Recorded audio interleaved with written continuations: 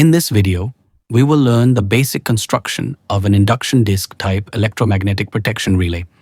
An induction disk relay is a type of electromagnetic relay used mainly for overcurrent and earth fault protection in power systems. It works on the induction principle just like an induction motor and produces a torque that rotates a metal disk when fault current flows. This relay is widely used in medium and high voltage networks because it is simple, reliable, and provides time-delayed operation. The amount of disk rotation is related to the magnitude and duration of the fault current. In terms of construction, an induction disk relay has a few important parts. These include an aluminum disk, an electromagnet with 2 or more coils, a spindle and bearings, a permanent magnet for damping, a control spring, and fixed contacts connected to the trip circuit. All these parts are placed inside a protective case or relay box. In the next slides, we will study each of these parts one by one and understand how they work together to operate the relay during a fault. Now let's understand how the current in the coil of the relay produces split magnetic flux.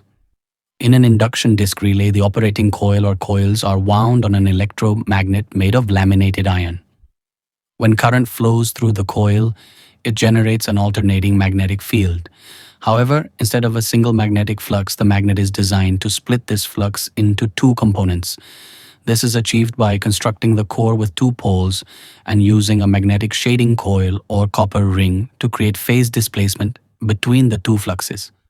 The 2 out-of-phase fluxes induce eddy currents in the aluminum disc placed between the poles. These eddy currents interact with the magnetic field and produce a torque that rotates the disk. So the split flux is essential to create relative motion between the disk and magnetic field, which makes the relay operate like an induction motor.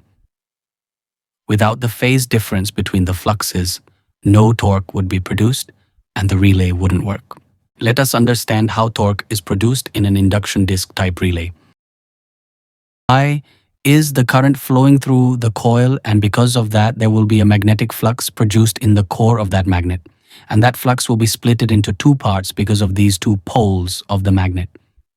Here say the flux is phi1 and here is the flux is phi2, means the total flux is divided into 2 parts. That is phi1 and phi2 because of the splitted magnetic pole, and as one pole is covered with copper ring, there will be a phase difference between phi1 and phi2, and say that phase difference is theta. Theta is the phase difference, or we can say phase angle between phi1 and phi. Now this phi2 will interact, this phi2 will interact with I1, and this phi1 will interact with I. Here you see the direction of phi2 is perpendicularly from top. From the direction of phi2 is vertically from top to bottom, and direction of phi1 also.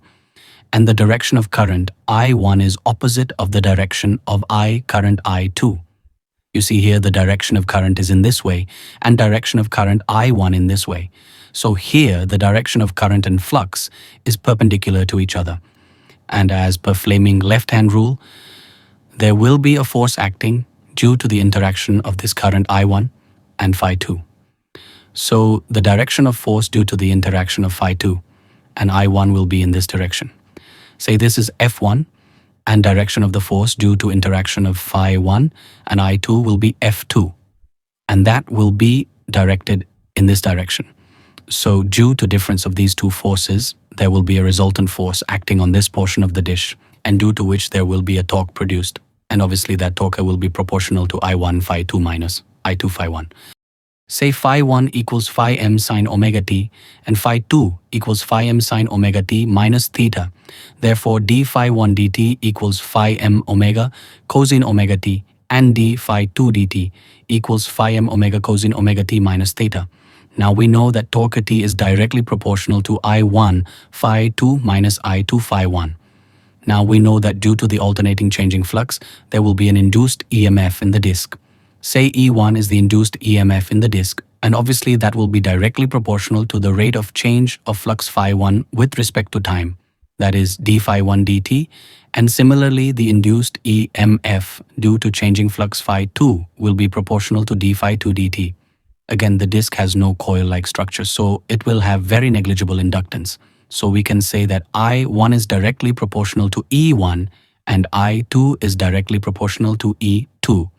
So from here we can write I1 is directly proportional to d phi 1 dt and I2 is directly proportional to d phi 2 dt. So from here we can write t proportional to d phi 1 dt into phi 2 minus d phi 2 dt into phi 1. What we can write, d phi 1 dt means phi m omega cosine omega t. Phi 2 means phi m sine omega t minus theta minus phi m omega cosine omega t minus theta into phi m sin omega t. This implies phi m square omega sine omega t minus omega t plus theta or phi m square omega sine theta. Now omega is constant, so we can write t proportional to phi m square sine theta. Now I is the input current to the relay, and obviously the maximum flux in the magnet is directly proportional to the input current. So we can write I is proportional to phi m, so we can write t proportional to phi m square sine theta.